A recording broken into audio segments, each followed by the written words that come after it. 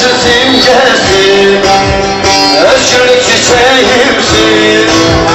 Sen doğru güneşim, sen Yavuz'un ateşim. Sen barışın simgesi, özgürlük çiçeğimsin. Sen şiirisi ben Ferhat, sen Murat'ı ben Serhat. Sen Dicle'si ben Murat, özgürlük çiçeğimsin, dalgalı çiçeğimsin. Şefet!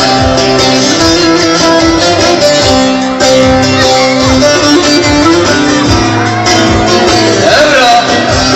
Sana ecayip!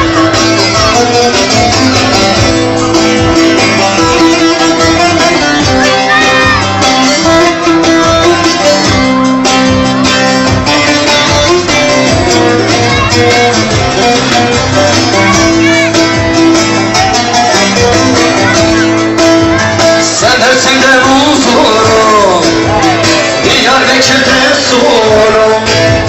Sen Dersim'den huzurum, Diyarbakır'da surum. Sen dağlarda umudum, özgürlük çiçeğimsin.